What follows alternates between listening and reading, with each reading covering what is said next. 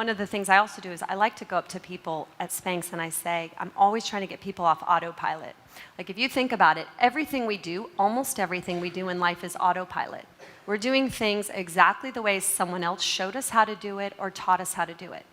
Well, if you're doing things exactly the way everyone else is, there's not going to be any real significant change. There's not going to be a really meaningful potential breakthrough. So I always go up to people at Spanx and say, if nobody showed you how to do your job, how would you be doing it?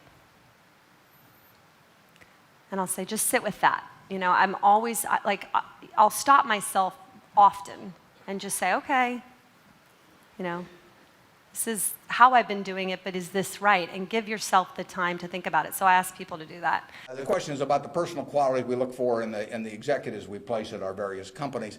The first thing is we don't usually place them. I mean, they come with them. We don't have anybody to place. So I have the problem occasionally, if somebody dies, or to replace a CEO. But most of our CEOs came with the deal. Clayton Homes, which we're buying, comes with Kevin Clayton running it. We will put no one in there. He will run the place just as before. But in terms of the personal quality, when a seller comes to me with a business, whether it's Clayton or any of the others, Ike Friedman at Borsheim's, Mrs. B at Nebraska Furniture Mart, when they come to me, the first question I have to ask myself, because I'm counting on them to run the place, I have to decide, do they love the money or do they love the business? Now, there's nothing wrong with liking the money. I mean, they all like money, but they've got to love the business. They've got to have a passion for it. Because if I give them a whole bunch of money and they love the money and they don't love the business, no matter what they tell me, 6 months from now they'll be gone. You know, I mean, they'll just all of a sudden say, why am I getting up at 7 in the morning just so I can send a lot of money to Omaha? You know, I mean, it won't work. So they have to love the business. I mean, I want people with a passion for the business. I used to say that I had a one-line employment form, one-question employment form. The question was, are you a fanatic? You know, if you answered yes, you got the job. Because I want somebody who's fanatic about their business. The secret sauce of Amazon, where there are several principles at Amazon, but the number one thing that has made us successful by far is obsessive, compulsive focus on the customer as opposed to obsession over the competitor. And I talk so often to other CEOs and some other CEOs and also founders and entrepreneurs. And I can tell that even though they're talking about customers, they're really focusing on competitors. And it is a huge advantage to any company if you can stay focused on your customer instead of your competitor. And one does have to be focused on the short term and money coming in when creating a company, because otherwise the company will die.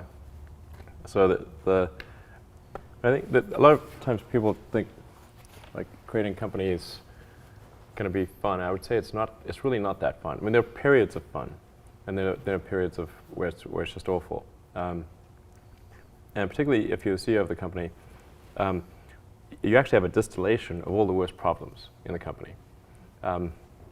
There's no point in spending your time on things that are going right. So you only spend your time on things that are going wrong. And there are things that are going wrong that other people can't take care of. So you have like the worst. You have a filter for the crappiest problem in the company, the most pernicious and painful problem. So I wouldn't say I think you have to feel quite compelled to do it, and have a fairly high pain threshold. And there's a friend of mine who says like starting a company is like staring into the abyss and eating glass. And there's some truth to that. The staring into the abyss part is that you're going to be constantly facing the extermination of the company, because most startups fail. It's like 90%, arguably 99% of startups fail. So, that's the staring into the abyss part. You're constantly saying, okay, if I don't get this right, the company will die. It can be quite stressful. And then the eating glass part is you've got to do the problems. You've got to work on the problems that the company needs you to work on, not the problems you want to work on. And so that's you end up working on problems that you'd really wish you weren't working on. And so that's the eating glass part. And that goes on for a long time. So how do you keep your focus on the big picture when you're constantly faced with, we could be out of business in a month? Well, it's just a very small percentage of mental energy is on the big picture. Like you know where you're generally heading for, and the actual path is going to be some sort of zigzaggy thing in that direction.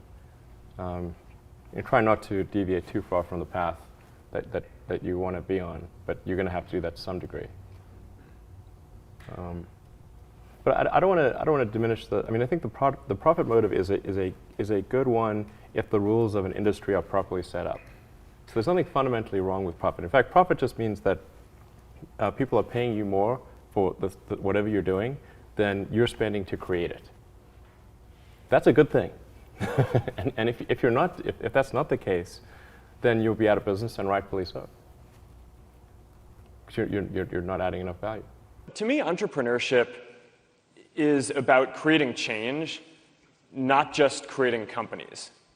And the most effective entrepreneurs who I've met care deeply about some mission and some change that they're trying to create, and often they don't even start because they're trying to create a company, right? And that's how I think about my connection to all of us here is, when I was getting started, I cared deeply about giving everyone a voice, right? And giving people the tools to share everything that they cared about, and bringing a community together. And it started small in one university, and I didn't think it was going to be a company at the time.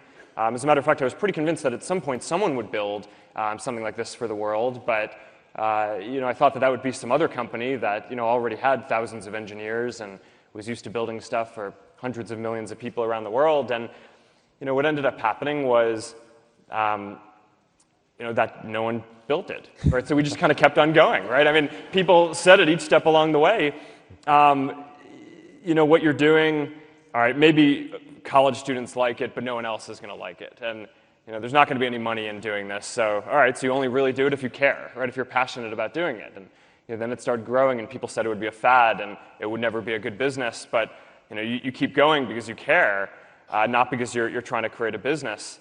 And then there's the shift to mobile, where people thought that it wouldn't be a sustainable business. And through each of these things, the entrepreneurs who I think build things that last for a long time keep going because they care fundamentally about the change that they're trying to create in the world.